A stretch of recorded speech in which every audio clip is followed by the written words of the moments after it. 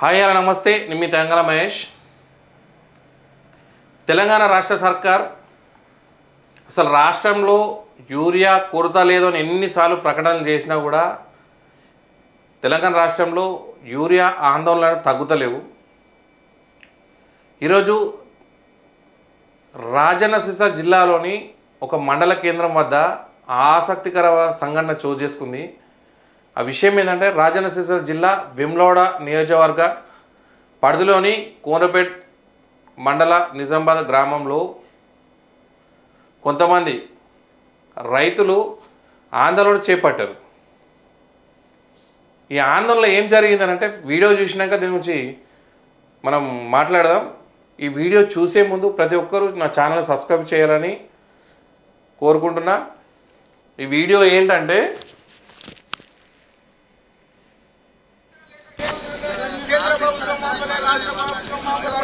ఏం చేయమంటారు? మాకు ఇలా ఆకలి అవుతుంది. ఎక్కడ ఒక బస్సు 15 రోజుల నుంచి వెయిటింగ్ ఉన్నాం. మా మంటకి ఇలా ధర్నా చేస్తే మీరు పోలీసు వాళ్ళకి చెప్తారు, వాళ్ళకి చెప్తారు, అధికార పార్టీ అంపురే. మరి ఎందుకు ఆకలి అవుతుంది? నీ కాళ్ళు పంపుతా నాకు ఒక 2 రోజుల బస్సు.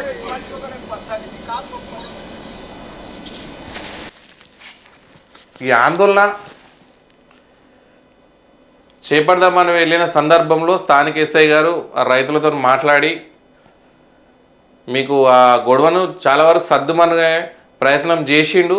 ఆ చేసే క్రమంలో ఏవో గారితో అక్కడున్న రైతులు సంభాషణ ఏందనంటే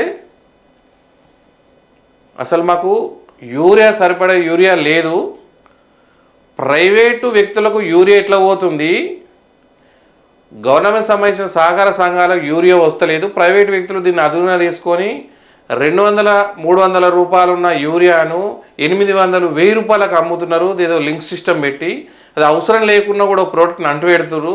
మీ కాళ్ళు మొక్కుతా దండం పెడతా మాకు యూరియా ఇప్పించండి అని చెప్పేసి ఈ వీడియోలో వేడుకుంటుండు.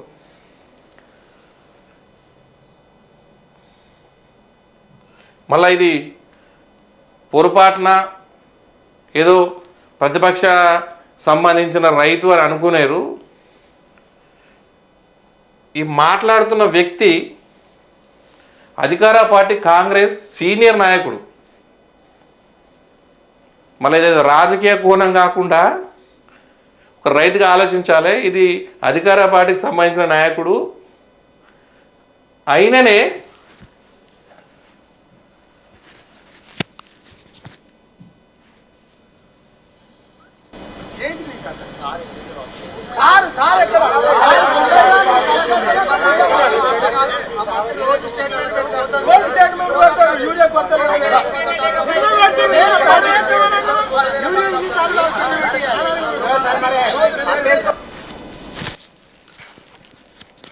ఇక్కడ వీడియోలో ఆయన ఏం మాట్లాడుతుందంటే మీరు దయచేసి దండం పెడతా కాళ్ళు మొక్కుతా మాకు ఇక్కడ ఉన్న రైతులకు యూరియా కావాలి అని చెప్తారు.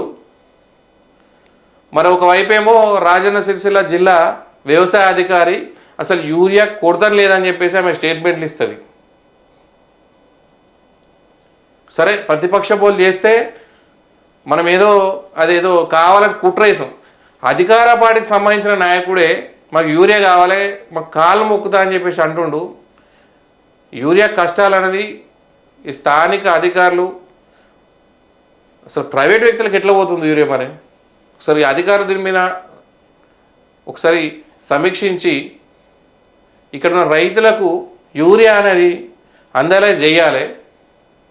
సరే ఎవరైనా వీడియోలో మాట్లాడితే మళ్ళీ వాళ్ళని పోయి ఏదో మ్యాన్ప్లేట్ చేసి మళ్ళీ వీడియోలు పెడుతురు.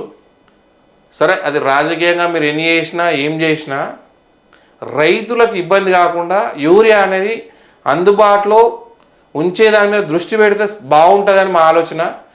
సరే ఏదో ఎవరినో విమర్శించాలి ఎవరినో మనం అనాలని కాదు. రైతుకు నిర్ణీత గడువులో యూరియా అందితేనే అది ఉపయోగకరంగా ఉంటుంది.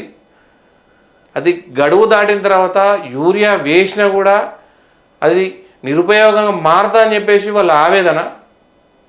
సరే ఈ వీడియో చూసైనా అధికారులు స్పందించి త్వరలో వాళ్ళకు యూరియా అందరూ చేస్తారని చెప్పేసి నేను అనుకుంటున్నాం.